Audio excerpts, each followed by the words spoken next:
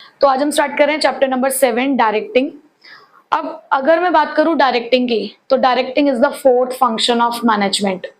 हमारे first chapter ने हमें 5 फंक्शंस के नाम बताए थे: प्लानिंग, ऑर्गेनाइजिंग, स्टाफिंग, डायरेक्टिंग, अनकंट्रोलिंग। हम जो हमारा सबसे पहला फंक्शन था प्लानिंग, उसके अंदर क्या करते हैं, सिर्फ वहां पे सोच विचार का काम किया। हमने सिर्फ ये सोचा कि यार हमें करना क्या है। भाई किसी भी काम की शुरुआत करने से पहले तो सोचना होगा ना कि हमें क्या करना है। तो वहां सिर्फ हमने सोचा, हमने वहां पे बेसिकली क्या करा, what is to be done and how it is to be done. उसके बाद ऑर्गेनाइजिंग फंक्शन में जब हम एंटर करते हैं, तो ऑर्गेनाइजिंग फंक्शन में सिर्फ हम लोग क्या करते हैं, डेलीगेट करते हैं अथॉरिटी और रिस्पॉन्सिबिलिटी।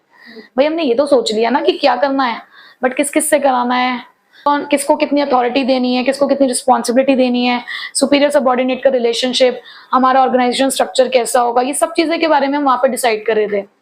उसके बाद स्टाफिंग फंक्शन के अंदर हम लोगों ने ये देखा कि किस तरीके से लोगों को अपने यहाँ पे रखा जाता है, किस तरीके से उनका सिलेक्शन होता है, किस तरीके से उनकी ट्रेनिंग होती है, उनका डेवलपमेंट होता है, उन सभी चीजों के बारे में सोचा हमने। बेसिकली हमने अपने ह्यूमन रिसोर्स पे वर्क किया under the function of staffing. अब तक काम शुरू नहीं हुआ है, अब तक तो सिर्फ चीजें चल रही हैं। सपोज करो कि जैसे ये शोज वगैरह होते हैं ना, जैसे इवेंट होते हैं, ये जो कॉलेजेस में भी फेस्ट वगैरह ऑर्गेनाइज होते हैं सपोज, तो वहां पर भी क्या होता है, पहले एक प्लानिंग होती है, वहां पे भी प्लानिंग के बाद फिर रिसोर्सेज ऑर्गेनाइज होते हैं, अथॉरिटी रिस्पॉन्सिबिलिटी डेलीगेट की जाती है कि यार भैया आपने ये काम करना है, आपने वो काम करना है। फिर वो लोग रखते हैं जो उस इवेंट को ऑर्गेनाइज करेंगे, बट काम तो अभी भी शुरू नहीं हुआ है। अभी सिर्फ काम क्या हो रहा है, इन प्रोसेसिंग है। अभी तो सिर्फ एग्जीक्यूशन वर्क स्टार्ट ही नहीं हुआ है। एग्जीक्यूशन स्टार्ट होता ही डायरेक्टिंग की स्टेज पर आके है। वो नाम क्या है, डायरेक्ट प्लस आईएनजी। आईएनजी हम इंग्लिश में पढ़ते हैं कि किसी भी चीज के क्या, एक वर्ब है ना, आईएनजी किस चीज को रिप्रेजेंट करता है कि ये काम हो रहा है, ठीक है। और डायरेक्ट का मतलब क्या होता है, सम इंस्ट्रक्शन। तो कोई भी काम बिना इंस्ट्रक्शन के होता ही नहीं है, चाहे आप हो चाहे हम है, बिना इंस्ट्रक्शन के हम लोग कोई काम नहीं करते। तो जैसे ही एक कोई, भाई सपोज करो एक परफॉर्मर है, डांस परफॉर्मर है उस इवेंट का, जब वो स्टेज पे पहुंचेगा और जैसे ही म्यूजिक बजेगा, तो म्यूजिक बजना इज इंस्ट्रक्शन की उसको डांस करना शुरू कर देना है। तो बिना इंस्ट्रक्शन के कोई भी काम नहीं होता है। एग्जीक्यूशन स्टार्ट ही डायरेक्टिंग की स्टेज पे जाके होता है। सो इस चैप्टर के अंदर बेसिकली हम यही पढ़ने वाले हैं कि डायरेक्टिंग के अंदर ये जो इंस्ट्रक्शंस दी जा रही है, ये किस तरीके से दी जाती है। तो डायरेक्टिंग फंक्शन बेसिकली ऐसा फंक्शन है जहां पर एक्चुअल में आप एक्शन स्टार्ट करोगे। तो डायरेक्टिंग की अगर मैं बात करूं, तो डायरेक्टिंग का मतलब इंस्ट्रक्शन देना भी है, किसी को कमांड देना भी है, किसी को काउंसिल करना भी है, मोटिवेट करना भी है, किसी को लीड करना भी है, सुपरवाइज करना भी है, और at the same time communicate करना भी है। डायरेक्टिंग इन सभी चीजों से बना है, क्योंकि डायरेक्टिंग का सीधा सा मतलब यही है कि अपने सबऑर्डिनेट को ये बताना कि आपको क्या काम करना है, ठीक है। तो बहुत ही सिंपल लैंग्वेज में अगर हम डायरेक्टिंग की डेफिनेशन को समझे, तो it refers to telling the subordinate, क्योंकि बिना बात के, बिना बताए काम शुरू होगा नहीं। So directing is telling the subordinate what to do, क्या करना है आपको, ये बताना कि भाई आपको क्या करना है। जब तक आप अपने सबऑर्डिनेट को ये बताओगे नहीं कि उसको क्या करना है, तो वो अपनी परफॉर्मेंस को स्टार्ट कैसे करेगा। So directing is telling the people और the subordinate what to do and seeing that they do it. ये देखना भी है, ये नहीं कि सिर्फ बोलकर छोड़ दिया कि ये काम करना है, भाई देखना भी है कि वो उस काम को कर रहे हैं, और कैसे कर रहे हैं, with the best of their abilities, अपनी बेस्ट एबिलिटीज के साथ वो उस काम को करें। अब यहां पर हम देखते हैं नेक्स्ट फीचर्स ऑफ डायरेक्टिंग। भाई अगर मुझे डायरेक्शन देना है ना, so I have to be fit. तो जब भी हम फीचर्स ऑफ डायरेक्टिंग पढ़ेंगे, तो आप कहेंगे कॉल मी फिट, कॉल मी फिट, ठीक है। यहाँ पर सी फिट से आपको यहाँ पे निमोनिक मिलेगा, जिससे आप इसके फीचर्स को लर्न कर सकते हो। कॉल मी फिट, तो यहाँ पे जब फिट रहोगे तभी तो किसी को इंस्ट्रक्शन दे पाओगे। तो सी से यहाँ पर कॉन्टिन्यूअस प्रोसेस, एफ से हमारे पास flows from top to bottom, I से इनिशिएट्स एक्शन, और टी से take place at every level of management, ठीक है। तो सबसे पहले बात करते हैं कॉन्टिन्यूअस प्रोसेस की। मैंने अभी आपसे कहा कि जब तक डायरेक्शन नहीं होगी, जब तक इंस्ट्रक्शन नहीं होगी, काम शुरू नहीं होगा। और जब तक काम होगा, तब तक डायरेक्शन जरूर होगी। जब तक आपका ऑर्गेनाइजेशन चल रहा है, जब तक आप उसके अंदर एक्टिविटीज परफॉर्म कर रहे हो, तब तक डायरेक्टिंग चलती रहेगी। तो directing is never ending process. It is a continuous process, ये लगातार चलती रहेगी। अगर आप अपने यहाँ पे ऑर्गेनाइजेशनल एक्टिविटीज परफॉर्म करते हो तो उन ऑर्गेनाइजेशनल एक्टिविटीज के साथ डायरेक्टिंग चलती रहेगी। वही बात होगी कि जब तक आपका ऑर्गेनाइजेशन चल रहा है, जब तक उसकी लाइफ है, तब तक आप यहाँ पे डायरेक्टिंग फंक्शन को परफॉर्म करते रहेंगे। ठीक है, next, flows from top to bottom. भाई कौन किसको डायरेक्ट करेगा? एक सुपीरियर सबऑर्डिनेट को डायरेक्ट करता है ना, तो flows from top to bottom एक सुपीरियर डायरेक्शन देगा अपने सबऑर्डिनेट को। ठीक है, so every manager direct is immediate subordinate, जो जस्ट उसके नीचे काम करता है हम उसको डायरेक्शन देते हैं। ठीक है, third one is initiate. Initiate का मतलब क्या होता है? आगे बढ़ना, फर्स्ट स्टेप लेना। It initiates action. देखो, जब बाकी सारे जो हमारे फंक्शंस ऑफ मैनेजमेंट है वो एक स्टेज तैयार कर रहे हैं, मैंने बोला ना कि सपोज करो एक डांस परफॉर्मेंस होनी है, तो पहले भैया स्टेज रेडी हो रहा है, एक प्लानिंग हुई कि आपकी परफॉर्मेंस इस नंबर पर होगी, इस गाने पर आप डांस करेंगे, उसी के अकॉर्डिंग हमने लोगों को अलॉट कर दिया, उनकी अथॉरिटी रिस्पॉन्सिबिलिटी, हमने स्टाफ रख लिया। अब एज अ परफॉर्मर आप स्टेज पे खड़े हुए हो, तो जब तक आपके कानों में रोल्स, कैमरा, एक्शन, एक एक्टर भी कब परफॉर्म करता है? जब उसके कानों में ये वर्ड आते हैं। तो ऐसे एक डांसर कब परफॉर्म करना शुरू करके? जब उसके कानों में वो आवाज आनी शुरू होगी गाने की, तो वो उसके लिए इंस्ट्रक्शन का काम करेगी ना। तो डायरेक्टिंग के लिए यही कहा गया कि performed with the other functions of management. आप बाकी सभी फंक्शंस के साथ इसको परफॉर्म करते हैं, while other functions prepare setting for action. बाकी सारे फंक्शन आपके लिए स्टेज तैयार कर रहे हैं। सो डायरेक्टिंग से ही फिर एक्शन स्टार्ट हो जाएगा, और जैसी डायरेक्शन मिलेगी वैसे आपके action start. Next, it take place every level of management. ये हर एक जगह पर है, हर उस जगह पर जहां सुपीरियर सबऑर्डिनेट होंगे वहां पे डायरेक्टिंग होगा, क्योंकि एक सुपीरियर अपने सबऑर्डिनेट को डायरेक्ट करेगा ही करेगा। तो जहां पर भी आपको सुपीरियर सबऑर्डिनेट रिलेशनशिप दिखता है वहीं पर आपको डायरेक्टिंग भी दिखेगा। And manager from top to bottom perform this function. और हर एक मैनेजर जो हायर लेवल पर है वो अपने से नीचे काम करने वाले सबऑर्डिनेट को डायरेक्ट करेगा। तो भाई देखो, टॉप लेवल मिडिल लेवल को डायरेक्ट करते हैं, मिडिल लेवल ऑपरेशनल लेवल को डायरेक्ट करते हैं, और ऑपरेशनल लेवल के जो सुपरवाइजर्स होते हैं वो वर्कर्स को डायरेक्ट करते हैं। तो डायरेक्टिंग हर एक लेवल पर चलती है। अब इंपॉर्टेंस ऑफ डायरेक्टिंग, नेक्स्ट अब स्टार्ट करते हैं इंपॉर्टेंस ऑफ डायरेक्टिंग। और इंपॉर्टेंस ऑफ डायरेक्टिंग हमें बनाएगी क्या? I am smart, responsible and genius. ठीक है, तो ये एक पॉजिटिव नोट के साथ हम इसको स्टार्ट करेंगे, that I am smart, responsible and genius. तो यहाँ पर आई से मतलब है इनिशिएट्स एक्शन, एम है हमारा मोटिवेशन ऑफ एम्प्लॉयज, एस है स्टेबिलिटी एंड बैलेंस, आर है reduces the resistance to change, और जी है हमारे पास ग्रुप एफर्ट्स। ठीक है, अब यहाँ पर अगर मैं इनिशिएट एक्शन की बात करूं, जस्ट अभी पढ़ के आए हैं, जस्ट अभी फीचर्स ऑफ डायरेक्टिंग में हमने पढ़ा कि डायरेक्टिंग इनिशिएट करता है एक्शन को। तो आप देख रहे हो मैंने एक्सप्लेनेशन में बिल्कुल सेम लिखी है, और आप भी सेम ही लिखेंगे। क्यों? क्योंकि यार सेम ही तो पॉइंट है। अब वही चीज अगर आप इंपॉर्टेंस से पढ़ो, वही चीज फीचर में पढ़ो, तो बात अलग थोड़ी हो जाएगी। तो डायरेक्टिंग क्या करता है? आपके एक्शंस को इनिशिएट करता है। यहाँ पे बस मैं आपको एक एग्जांपल दे देती हूँ कि सपोज करो कि एक सबऑर्डिनेट है, उसको कोई प्रॉब्लम है, उस प्रॉब्लम की वजह से वो अपना काम नहीं कर पा रहा, कि जैसे उन्हें 100 यूनिट्स का टारगेट मिला हुआ है। अब उस 100 यूनिट के टारगेट के लिए उन्हें कुछ रॉ मटेरियल चाहिए था, 90 यूनिट्स बन चुकी हैं, 10 यूनिट के लिए रॉ मटेरियल और चाहिए, पर उसकी परमिशन उसे अपने सुपीरियर से लेनी पड़ेगी। तो जब तक उसका सुपीरियर हाँ नहीं कर देता तब तक वो स्टोर रूम से जाके रॉ मटेरियल नहीं ले पाएगा।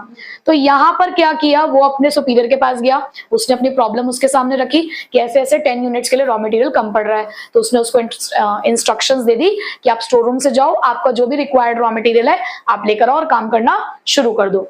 तो यहाँ पे क्या हुआ, इंस्ट्रक्शंस आई तो काम करना शुरू कर दिया। तो इस तरीके से जो डायरेक्टिंग है वो एक्शंस को स्टार्ट करता है। Next is motivation. देखो बहुत इंपॉर्टेंट पॉइंट है ये कि डायरेक्टिंग आपके एम्प्लॉयज को मोटिवेट करता है। अब आप लोग ही हो, आप लोग ना खुद अपने पोटेंशियल को समझते ही नहीं हो। ये हमारा काम है कि आपको ये बताना कि आपका पोटेंशियल क्या है। आप लोग समझते हो कि ठीक है, जब आप क्लास 11th में एंटर हुए तो क्लास 11th में आप एंटर हुए सोच के साथ कि यार बहुत बढ़िया परफॉर्म करेंगे, अब से तो बस जो 10th में गलतियां हुई हो गई अब उससे सुधारेंगे, बट 11th में तुम फिर वैसे ही रहे। फिर जब 12th स्टार्ट हुई ना, तब भी तुमने ये सोचा कि इस बार तो चक दे फट्टे कर देंगे, पर अब तुम खुद ही देख सकते हो कि तुम लोग का क्या हाल है। तो जहां तुमने वो टारगेट सोचा हुआ था ना 80-85, आपको शायद तुम्हें लगता होगा कि 60-70 भी पहुंच जाए तो बहुत है जब तुम कोर्स कंटेंट को देख रहे हो। अब यहाँ पे हमारा रोल आता है कि हमें तुम्हें ये समझाना है कि यार नहीं, तुम आज भी 80-85 वाले हो। क्यों? तो अब यहाँ पर देखो, आप एक बात को समझो, आप सिर्फ हाफ ईयरली में जब अपनी तैयारी करते हो, अभी भी अगर आप अपनी तैयारी कर रहे हो, तो आप सिर्फ उन वेकेशन से पढ़ते हो, उन हॉलीडेज से पढ़ते हो जो आपको पेपर के बीच में मिलती है, या उस 15-20 दिन पहले आपने पढ़ना शुरू कर दिया। अगर उस 15-20 दिन को पढ़कर भी या उन हॉलीडेज के बीच में भी पढ़कर अगर आपके 40-50% मार्क्स भी आ रहे हैं, तो तुम खुद सोचो ना कि यार अगर तुमने रेगुलर स्टडी स्टार्ट कर दी तो तुम तो टॉपर बन जाओगे। तो तुम अपने पोटेंशियल को पहचानते क्यों नहीं हो? जो नालायक बच्चा होता है ना, सबसे ज्यादा दिमाग उसी में ही होता है। वो नालायक इसलिए होता है क्योंकि वो अपने दिमाग को 10 जगह भटका कर चलता है। अब ये हमारा रोल आता है इसमें कि हम आपको राइट ट्रैक पे लेकर आए, बट वो रोल तभी हम निभा पाएंगे जब आप हमारी डायरेक्शन को सुनेंगे। तो यहाँ पर उन्होंने यही बोला कि डायरेक्टिंग आपके एम्प्लॉयज को मोटिवेट करता है। कैसे?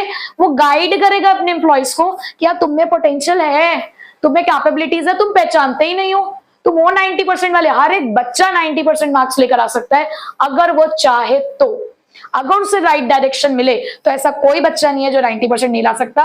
मैंने खुद ने ऐसे बच्चे पढ़ाए हैं जिनकी कंपार्टमेंट दे दे के वो थक गए थे, लेकिन जब 12th क्लास में उनका रिजल्ट आया तो वो 90+ मार्क्स लेकर आए कि उनके टीचर्स, स्कूल के टीचर्स भी हैरान हो गए कि इस बच्चे ने कैसे कर दिया। क्यों? क्योंकि उस बच्चे ने अपने पोटेंशियल को पहचाना, राइट टाइम पे उसने आइडेंटिफाई कर लिया कि yes I can do it. तो यहाँ पे ये कैसे कर पाया? कुछ हमारी मदद थी, कुछ हमारे एफर्ट्स थे, कुछ उस बच्चे के एफर्ट्स थे। तो डायरेक्टिंग ना दोनों लोगों की तरफ से चल पाती है। तो यहाँ पे डायरेक्टिंग की इंपॉर्टेंस आती है एम्प्लॉयज को ये समझाने में कि आपके अंदर पोटेंशियल है, अपनी पोटेंशियल को पहचानो, अपनी कैपेबिलिटीज के अकॉर्डिंग वर्क करो। Third one is stability and balance. अब देखो, कई बार ना मन मुटाव हो सकता है, एक टीचर और एक स्टूडेंट के बीच में भी कई बार होते हैं, डिफरेंसेस आ जाते हैं। एक बॉस और उसका जो एम्प्लॉय होता है उसके बीच में भी क्या आ जाते हैं? डिफरेंसेस आ जाते हैं। बट यहाँ पर जब डिफरेंसेस आएंगे तो इसका असर ऑर्गेनाइजेशन पे पड़ेगा, उस एम्प्लॉय की परफॉर्मेंस पे पड़ेगा, ऑर्गेनाइजेशन के प्रॉफिट्स पे पड़ेगा। तो यहाँ हमें क्या करना है? बैलेंस और स्टेबिलिटी मेंटेन करना है। कैसे? कॉपरेट करके, एक दूसरे के साथ कॉपरेशन करना है। यार तुम खुद सोचो, तुम अच्छा परफॉर्म करोगे तो तुम्हारे अच्छे नंबर आएंगे, तुम्हारी वाहवाही होगी, तुम्हारे पेरेंट्स को प्राउड फील होगा, आगे तुम्हारा करियर अच्छा बनेगा।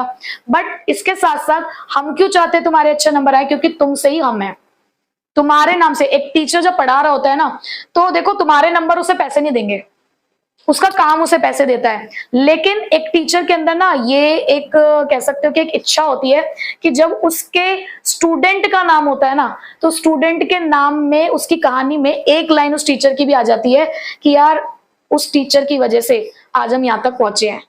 तो ये चीज किस लिए? कि आपस में कॉपरेट किया। आपस में अगर मैं चाहे आपको कितना मर्जी समझा लूं पर तुम मेरी सुनना नहीं चाहते, तो क्या कोई फायदा होगा? मेरी मेहनत का कोई फायदा नहीं है, तुम्हारा तो तुम तो कुछ कर ही नहीं, तो फायदा होगा ही नहीं।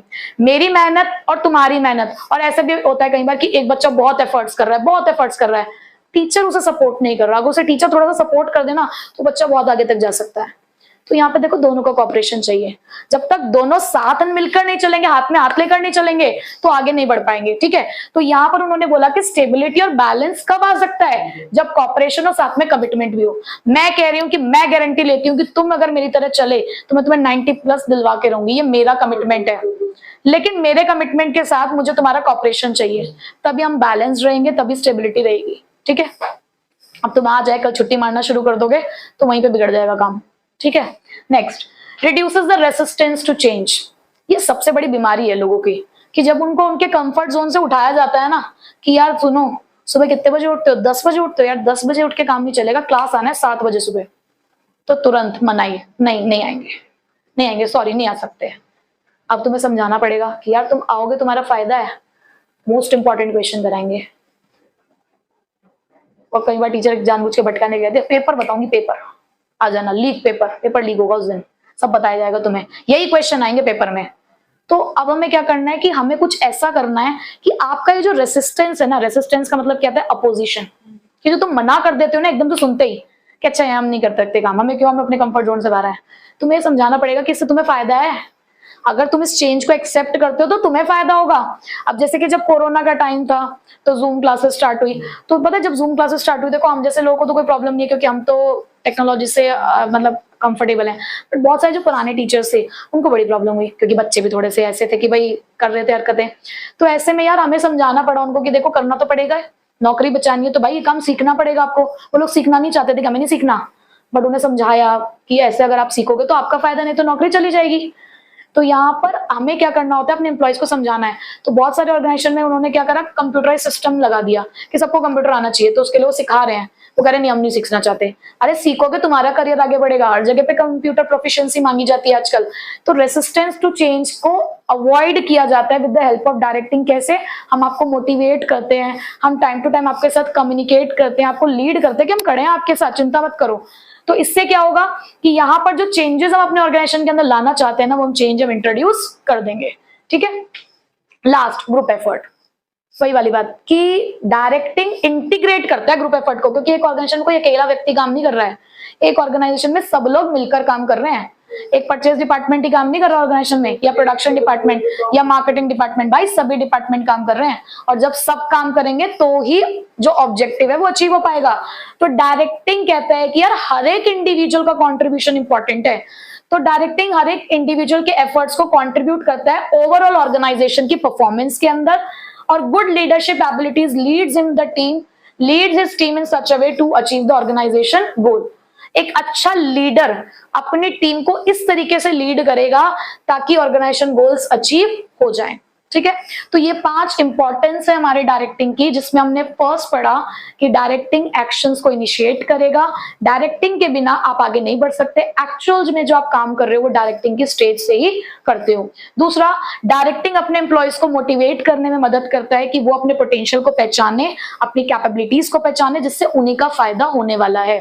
स्टेबिलिटी और बैलेंस, अगर ऑर्गेनाइजेशन में स्टेबिलिटी नहीं होगी तो चीजें गड़बड़ हो जाएंगी। गड़बड़ होगी तो ऑर्गेनाइजेशन गोल्स अचीव नहीं हो पाएंगे, ना एम्प्लॉइज के लिए ना ही ऑर्गेनाइजेशन के लिए। तो बेटर है कि कॉपरेशन और कमिटमेंट के साथ हम स्टेबिलिटी और बैलेंस बनाए रखें। Reduces the resistance to change, यानी कि ये जो लोग अपोजिशन करते हैं, चेंजेस को एक्सेप्ट नहीं करते, तो उनको समझाना है, बताना है कि क्यों ये चेंज लाया जा रहा है और इससे तुम्हारा क्या फायदा है, ताकि वो इजीली उस चीज को एक्सेप्ट कर लें। ग्रुप एफर्ट्स को इंटीग्रेट करता है ये, कि डायरेक्टिंग क्या करेगा, सभी लोगों को कहेगा कि यार तुम सबका कंट्रीब्यूशन जरूरी है, तो सभी के एफर्ट्स को एक साथ लेकर आएगा और ऑर्गेनाइजेशनल परफॉर्मेंस में उसको ऐड ऑन करेगा। एक अच्छा लीडरशिप ये सारे काम कैसे करेगा, अपनी लीडरशिप एबिलिटीज के साथ। ठीक है। और जब आप ये कर लोगे तो आप हो जाओगे I am smart, responsible and genius. ठीक है। तो हमने एलिमेंट्स ऑफ डायरेक्टिंग में पढ़ा कि 4 एलिमेंट्स होते हैं हमारे डायरेक्टिंग के। कौन कौन से? मोटिवेशन, सुपरविजन, लीडरशिप और कम्युनिकेशन। तो हम सबसे पहले पढ़ लेते हैं मोटिवेशन के बारे में, क्योंकि आपको कहीं ना कहीं मोटिवेशन का एक क्वेश्चन जरूर मिलेगा। मोटिवेशन, कम्युनिकेशन, ये 2 टॉपिक ऐसे हैं जहां से आपको क्वेश्चन बनने के चांसेस ज्यादा होते हैं। ठीक है। अब चाहे वो क्वेश्चन 1, 4, 3 या 6 में से किसी में भी आए। तो मोटिवेशन का मतलब क्या है? मोटिवेशन यानी कि ये एक ऐसी प्रोसेस है जो किसी ना किसी तरीके से आपको स्टिमुलेट करे। यहाँ पे मैं वर्ड यूज नहीं करूंगी इन्फ्लुएंस, यहाँ मैं वर्ड यूज करूंगी स्टिमुलेट, क्योंकि इन्फ्लुएंस वर्ड जहां भी आ जाएगा तो वो लीडरशिप की बात हो जाएगी। मोटिवेशन में हम आपके बिहेवियर को इन्फ्लुएंस नहीं कर रहे हैं। मोटिवेशन के अंदर हम आप लोगों के अंदर एक एनर्जी लेकर आना चाहते हैं कि आप अपनी मर्जी से, हम आपको कुछ नहीं कह रहे, हम आपको बता रहे हैं कि हमारा ये वर्क टारगेट है, हमें टारगेट अचीव करना है। आप काम करने से मना कर रहे हो, आप नहीं काम करना चाहते, हम चाहते हैं लेकिन कि आप हमारा काम करो। तो उसके लिए कहीं ना कहीं हम आपको कुछ ऐसी टेक्निक्स का इस्तेमाल करेंगे जिसकी हेल्प से आप मोटिवेट हो जाओगे। जब मैंने पहले ये चैप्टर पढ़ाया था ना, तो मैंने आपको इसका एक बहुत बढ़िया एग्जांपल दिया था। तो जैसे हमारे सोफे पे और ये सीट पर हमारे जो कालू साहब है वो बहुत आराम से बैठे हुए हैं। ठीक है, बहुत तसल्ली से बैठे हुए हैं। अचानक से हमारे जो ये शामू है, ये शामू आए और इनको एक पिन मार दे, तो एकदम से उछलेंगे या नहीं उछलेंगे? एक एनर्जी आएगी। तो मोटिवेशन कुछ इसी तरीके से है कि आप बैठे हो, आप कह रहे हो हम काम नहीं करेंगे। कितनी सैलरी देते हो हमें? 20,000 रुपए सैलरी देते हो, 20,000 की सैलरी में हम काम नहीं करेंगे। हमने कहा सुनो, अगर आपने इस बार ये वर्क टारगेट अचीव कर दिया तो हम आपको बोनस देंगे 5,000 रुपए। अब अगर आपको 5,000 रुपए चाहिए होंगे तो आप काम करोगे, नहीं चाहिए होंगे तो आप आराम से बैठे हो। फिर हम दूसरे टेक्निक का इस्तेमाल करेंगे। हमने कहा कि अगर जो पर्सन भी ये वर्क टारगेट अचीव कर देगा उसका हम प्रमोशन कर देंगे या उसको छुट्टियों पे भेज देंगे या आपके लिए कार सर्विस फ्री हो जाएगी। कुछ ना कुछ ऐसा हम आपके सामने रख रहे हैं जो आपको क्या कर रहा है, आपको मोटिवेट कर रहा है, ठीक है। तो और आपने याद है एक इंग्लिश के अंदर एक चैप्टर पढ़ा होगा, rat trap, this world is full of baits, यानी कि ये एक वो चीज के टुकड़े जैसा है जो जिस तरीके से एक चूहा उसको देख के जाल में फंस जाता है, इस तरीके से दुनिया भी कुछ इस तरीके की चीजें आपके सामने ऑफर करती है कि आप फंस जाते हो। तो मोटिवेशन आप कह सकते हो कुछ इसी तरीके का ही है। सो motivation is the process of stimulating the people, और मैं स्टिमुलेटिंग के लिए कहती हूँ कि ये सामने वाले को पिन मारता है। किस लिए पिन मारता है? टू एक्शन, काम करना है। क्यों करना है? To accomplish the desired goals, क्योंकि हमारे सामने हमारे कुछ गोल्स हैं वो हमें अचीव करने हैं। पर मोटिवेशन ना दोनों की साइड से होता है। हम अगर आपको कुछ ऑफर कर रहे हैं तो आपको वो चीज चाहिए ना, कंपनी का भी फायदा है और उस पर्सन का भी फायदा है, ठीक है। नेक्स्ट, अब इसके फीचर्स क्या है? फीचर के लिए सी कालू, आई मीन सी पिग। तो जहां पर फीचर्स ऑफ मोटिवेशन के लिए सी पिग, तो सी का तो सी से हमारे पास कॉम्प्लेक्स प्रोसेस, पी है पॉजिटिव और नेगेटिव, आई है हमारे पास इंटरनल फीलिंग, और जी है गोल ओरिएंटेड बिहेवियर, गोल डायरेक्टेड बिहेवियर। अब देखो कॉम्प्लेक्स प्रोसेस की अगर मैं बात करूं तो मोटिवेशन कॉम्प्लेक्स है, थोड़ा डिफिकल्ट है। क्यों? क्योंकि देखो हम यहाँ पे जितने भी लोग बैठे हुए हैं ना, हम सभी का जो मोटिवेशन का सोर्स होगा वो अलग होगा। हम सभी लोगों को सेम चीज मोटिवेट नहीं करेगी। देखो फिर से वही बात, किसी को पैसा मोटिवेट करता है, किसी को रिस्पेक्ट मोटिवेट करती है, किसी को फ्रीडम मोटिवेट करती है। तो ये डिपेंड करता है पर्सन टू पर्सन।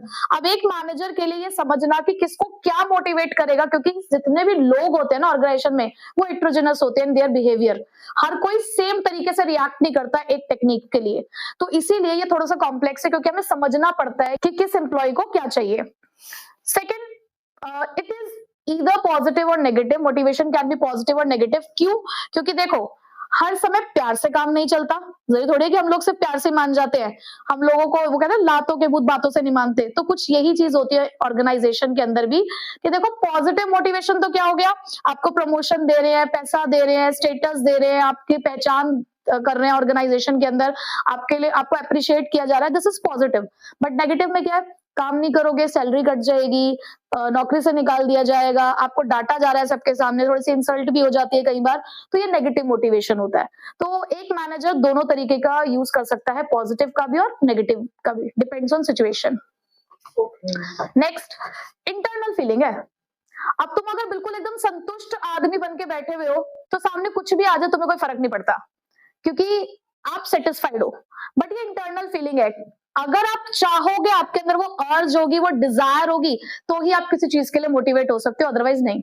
तो मोटिवेशन इंटरनल फीलिंग है, मतलब जब तक आप नहीं चाहोगे कोई भी चीज आपको मोटिवेट नहीं कर सकती, मतलब आपके अंदर वो डिजायर होगी उस चीज की, तो ही आप मोटिवेट हो सकते हो, क्योंकि ये क्या है? एक इंटरनल फीलिंग। उसके बाद it is goal directed behaviour, it generates goal directed behaviour. क्यों? क्योंकि अगर किसी चीज का हमें डिजायर है, अब आज आप 12th क्लास के बोर्ड एग्जाम्स को जस्ट देने ही वाले हो, अब आप कहते हो कि नहीं मोटिवेशन नहीं मिल रहा, तो अपने वर्क को एक मोटिवेशन के साथ, एक गोल के साथ जोड़ दोगे तो आप अपने आप मोटिवेट हो जाओगे। आप सोचो कि अगर हमारे बोर्ड एग्जाम में अच्छे मार्क्स आएंगे, ये पहले की बातें होती थी, आजकल के बच्चे तो खैर इन सब चीजों से मोटिवेट नहीं होते हैं। पहले की बात होती थी कि पहले के पेरेंट्स कह देते थे कि बेटा अगर तू अच्छे नंबर ले आएगा तो ये दिला देंगे, ये करने देंगे, वो ले लेना, ये ले लेना, है ना। जैसे किसी के पेरेंट्स से कह दे जी आपको ये वाली पर्टिकुलर, आपको कोई बाइक पसंद है या कार पसंद है, जी आपको ये दिलवा देंगे हम, ठीक है। अगर आपको वो चीज चाहिए होगी तो आपका फोकस रहेगा कि नहीं मुझे ये चीज चाहिए, तो मुझे ये काम करना ही है।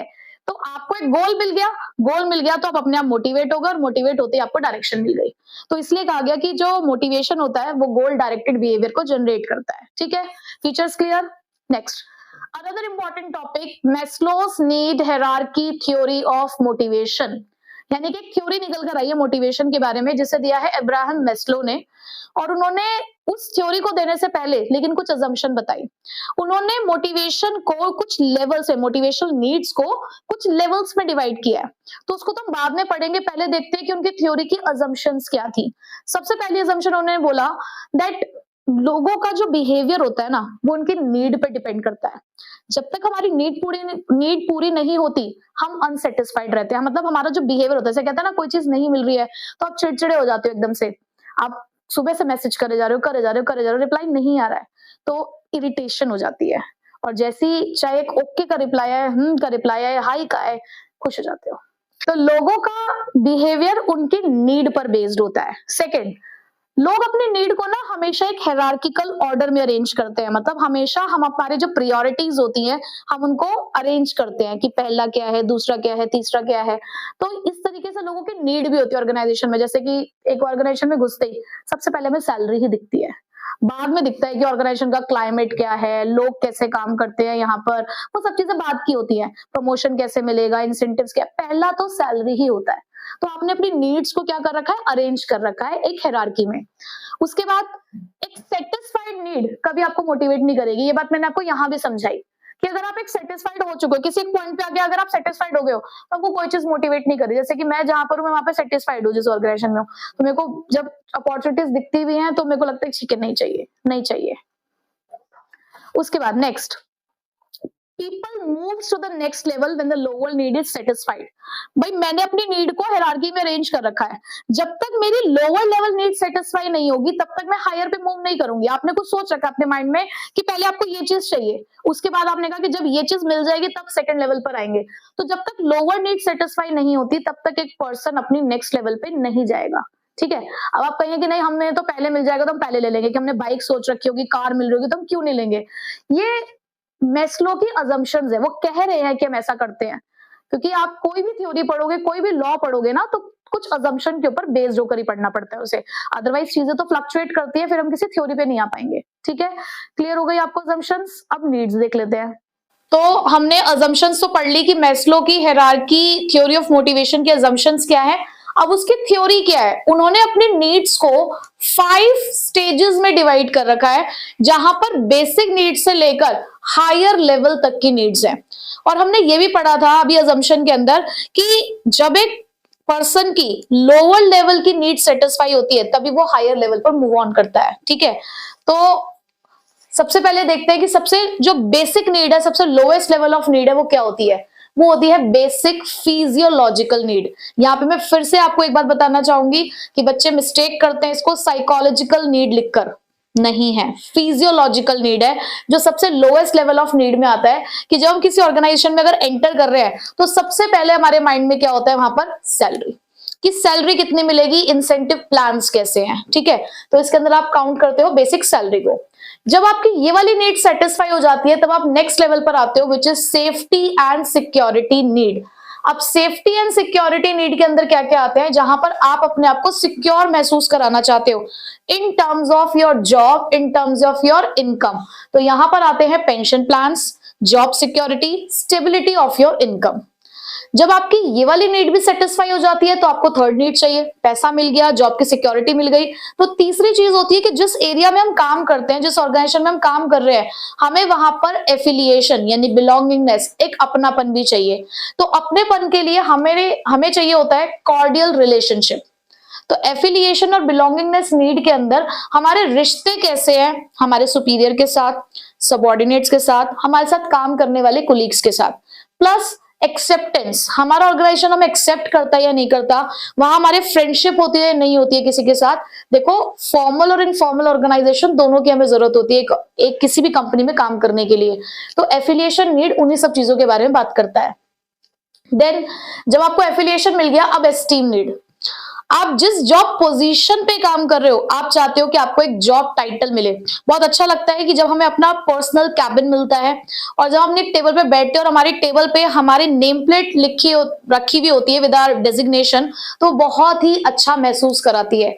तो हमें चाहिए वो जॉब टाइटल, वो स्टेटस, वो सेल्फ रिस्पेक्ट, ऑटोनॉमी यानी कि फ्रीडम, और रिकॉग्निशन यानी कि एक पहचान। तो एस्टीम नीड आपको इन सब चीजों के बारे में बताती है कि एफिलिएशन के बाद हमें ये सब चीजें चाहिए।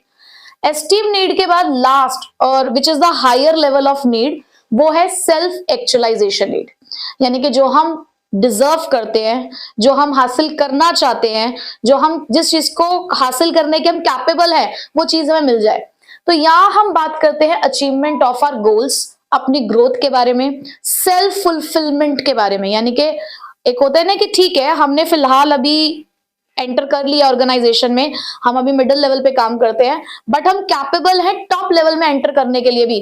देखो, एक ही दिन में कोई सीईओ नहीं बन जाता, पहले आप मिडिल लेवल पे काम, पहले आप लोअर लेवल पे काम कर रहे हो, आपने फिर उसके बाद एक्सपीरियंस गेन किया, आपने एजुकेशन को अपडेट किया, उसके बाद आप टॉप लेवल पे आए, फिर टॉप लेवल सॉरी मिडिल पे आए, फिर मिडिल से आप टॉप पे आए, तो धीरे धीरे ही चलते हैं हम ऊपर। तो सेल्फ एक्चुअलाइजेशन नीड उन्हीं सब चीजों के बारे में बात करता है, ठीक है। तो ये 5 हमारी नीड है जो मैस्लो ने बताई है अपनी मोटिवेशनल थ्योरी में। क्लियर।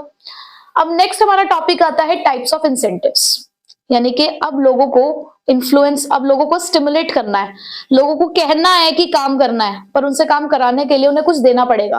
तो 2 तरीके के इंसेंटिव्स हैं, फाइनेंशियल और नॉन फाइनेंशियल, क्योंकि हर किसी के लिए पैसा जरूरी नहीं होता, और भी बहुत सारी चीजें मैटर करती हैं।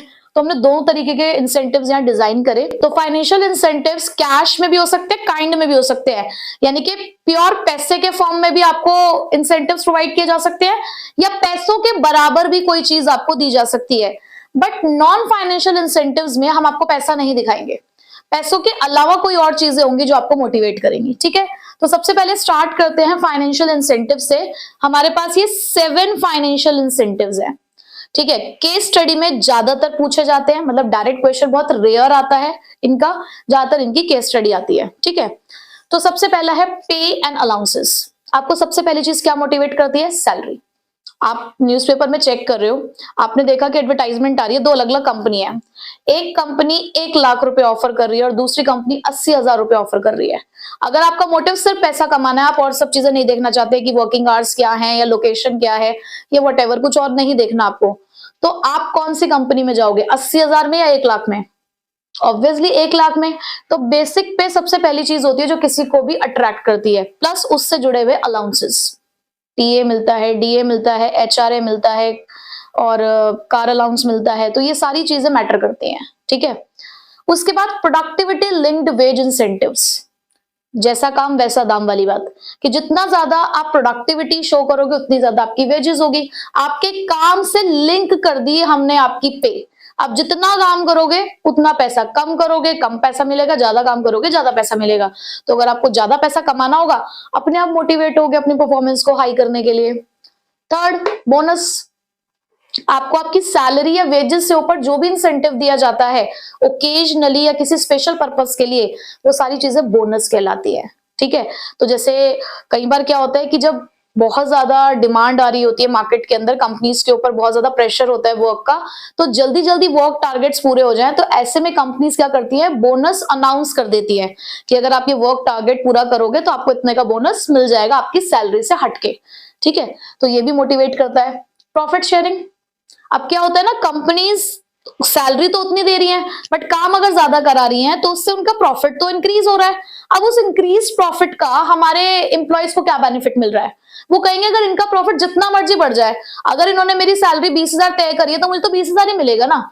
तो हम यहाँ पर उनको मोटिवेट करने के लिए क्या कहते हैं कि अगर आप चाहते हो कि आपको कंपनी का प्रॉफिट चाहिए तो ठीक है, काम करो, आप अपनी प्रोडक्टिविटी इंक्रीज करो, अच्छी परफॉर्मेंस शो करो, हम आपको प्रॉफिट का कुछ परसेंटेज दे देंगे।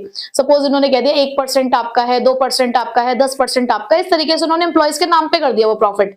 तो अब जितना ज्यादा प्रॉफिट होगा उतना ही ज्यादा क्या होगा? उनका शेयर बढ़ जाएगा, तो वो अपनी परफॉर्मेंस को इंक्रीज करेंगे। इससे क्या होगा? वो मोटिवेट होंगे ज्यादा ज्यादा प्रॉफिट्स को इंक्रीज करने में, ठीक है। नेक्स्ट, को पार्टनरशिप या स्टॉक ऑप्शन। कंपनी के शेयर्स दे दो। जब कोई चीज हमारी होती है ना तो हम उसका ज्यादा ख्याल रखते हैं, उसके लिए काम करते हैं।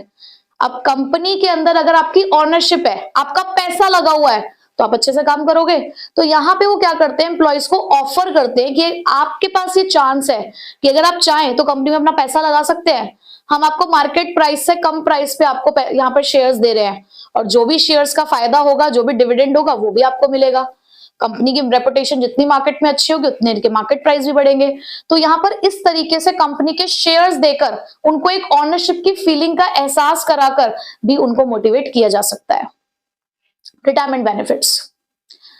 अगर रिटायरमेंट बेनिफिट्स की बात करें तो बहुत से लोग सिर्फ इसके लिए भी कुछ कुछ जॉब्स को ज्वाइन करते हैं, कुछ कंपनीज को ज्वाइन करते हैं। क्यों? क्योंकि चलो अभी तो हम सक्षम है काम करने के लिए, लेकिन जब वो एक उम्र आ जाएगी जिस टाइम पे हम काम नहीं कर पाएंगे, तो उस टाइम पे सोर्स ऑफ इनकम क्या होगा? तो जो कंपनीज आपका बाद के लिए ख्याल रखती हैं, ऐसी कंपनीज के अंदर जो एम्प्लॉयज होते हैं मोटिवेटेड रहते हैं, डेडिकेटेड रहते हैं, कमिटेड रहते हैं। तो रिटायरमेंट बेनिफिट्स के अंदर जैसे कि पीएफ मिलना, पेंशन मिलना, ग्रेचुइटी मिलना, तो ये सब चीजें भी एम्प्लॉयज को मोटिवेट करती हैं। पर्क्विजिट्स, ये पहचानना बच्चों को थोड़ा सा मुश्किल लगता है, मतलब ये वर्ड मुश्किल लगता है, ऐसे इसमें कुछ है नहीं। अब तक ये जितने भी इंसेंटिव्स थे आपके, ये प्योर कैश की फॉर्म में थे। ये होता है इन काइंड, जहां पे आपको ये पैसा नहीं देते, बेनिफिट्स देते हैं, जिन्हें हम बोलते हैं फ्रिंज बेनिफिट्स, यानी कि इन काइंड बेनिफिट्स, जैसे कि कार की फैसिलिटी दे देना, आपके बच्चों को फ्री एजुकेशन प्रोवाइड कर देना, मेडिकल हेल्प प्रोवाइड कर देना, मेडिकल हेल्प दिलवा देना, इंश्योरेंस पॉलिसी करा देना, या रहने के लिए घर दे देना। तो इस तरीके की चीजों से भी एक एम्प्लॉय को मोटिवेट किया जा सकता है कि आपका पैसा तो बचेगा ना, आपको मॉनेटरी टर्म्स में फायदा तो हो रहा है।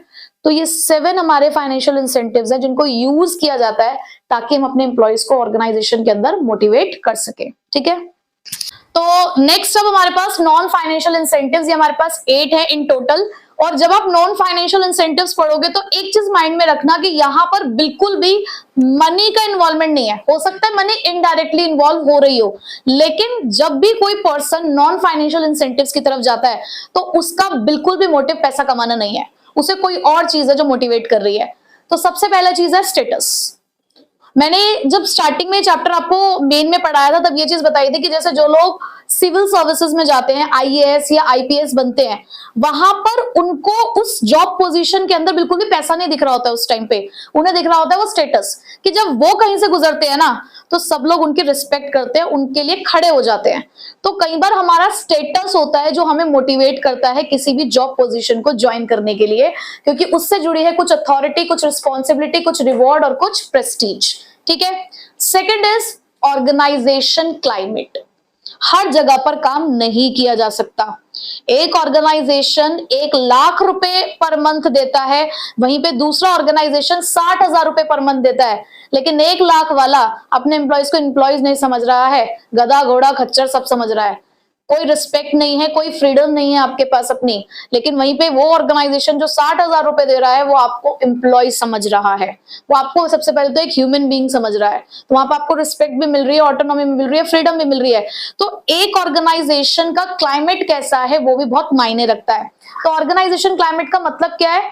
The characteristics which describe an organisation, उस ऑर्गेनाइजेशन की कैरेक्टरिस्टिक्स की वो कैसा है organisation, which distinguish it with the other, जो उसको दूसरे ऑर्गेनाइजेशन से अलग बताता है। वहां पे मिलने वाली ऑटोनॉमी, वहां पे मिलने वाले रिवॉर्ड्स और वहां का। Third is career advancement opportunity, यानी कि बहुत सारे ऑर्गेनाइजेशन ऐसे हैं जो अपने एम्प्लॉयज का ध्यान रखते हैं। किस टर्म्स में ध्यान रखते हैं कि उनको हमें हमेशा अपग्रेडेड रखना है, उनके करियर के लिए भी ध्यान देना है। भाई प्रमोशन ऐसे ही नहीं हो जाएगा, अगर हम उनके स्किल्स को अपडेट नहीं करेंगे तो हम प्रमोट कैसे करेंगे अपने यहाँ के जो भी हमारे एम्प्लॉयज हैं उनको। तो बहुत सारे ऑर्गेनाइजेशन कुछ स्किल डेवलपमेंट प्रोग्राम चलाते हैं, प्रमोशनल पॉलिसीज रन करते हैं, जिसकी हेल्प से वो अपने एम्प्लॉयज को आगे बढ़ाएंगे। ठीक है, जॉब एनरिचमेंट। जॉब एनरिचमेंट का मतलब होता है कि इस तरीके से जॉब आपकी डिजाइन की गई है, आपकी जॉब को इंटरेस्टिंग बनाया गया है, यानी कि कोई ऐसी जॉब है जहां पर आपको फ्रीडम बहुत ज्यादा है, भले ही आपकी रिस्पॉन्सिबिलिटीज ज्यादा होंगी, आपको अथॉरिटी अच्छी दे रखी है, लेकिन आपकी जॉब इंटरेस्टिंग है। कंटेंट कैसा है, वर्क कंटेंट आपका कैसा है, ऑटोनॉमी कितनी मिल रही है आपको, हायर लेवल ऑफ नॉलेज की रिक्वायरमेंट है कि आप वहां पर जब काम करते हो। देखो फिर से मैं यही जो स्टेटस है मैंने आपको एग्जांपल दिया कि ये जो आईपीएस और आईएएस की जॉब होती है ये इतनी सिंपल नहीं होती, बहुत चैलेंजिंग जॉब है।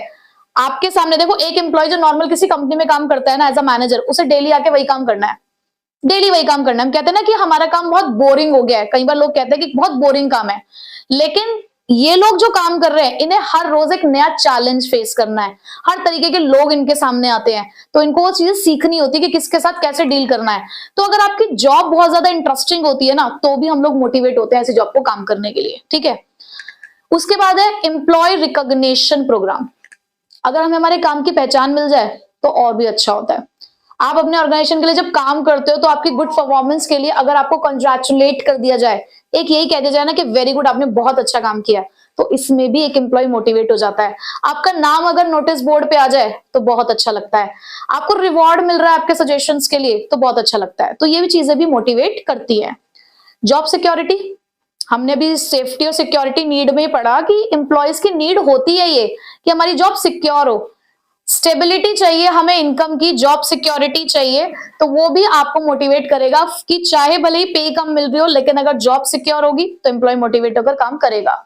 एम्प्लॉय का पार्टिसिपेशन, कंपनी अपने आप से डिसीजन ले लेती है, आपसे पूछती भी नहीं है, तो आपको बुरा लगेगा, एफिलिएशन का फीलिंग नहीं आएगी, एफिलिएशन नीड फुलफिल नहीं होगी आपकी, तो वहां पर भी एम्प्लॉय डिमोटिवेट हो जाते हैं। बट वहीं पे अगर एम्प्लॉय को हर जगह इन्वॉल्व किया जाता है, कभी भी कोई डिसीजन लिया जा रहा है, आपकी कंपनी आपसे पूछती है कि क्या हम ये ठीक कर रहे हैं, ऐसा करना चाहिए, आपका क्या ओपिनियन है, आपका क्या सजेशन है, तो ऐसे में एम्प्लॉयज मोटिवेट होते हैं क्योंकि उनकी एफिलिएशन नीड पूरी हो रही होती है। Last, employees empowerment. अगर हमें अपने काम के लिए हर बार पूछना पड़ेगा ना, तो वो इरिटेशन लेवल की तरफ चला जाता है कि हम जो भी काम कर रहे हैं हमें हर बार पूछना पड़ रहा है, हमें हर बार पूछना पड़ रहा है।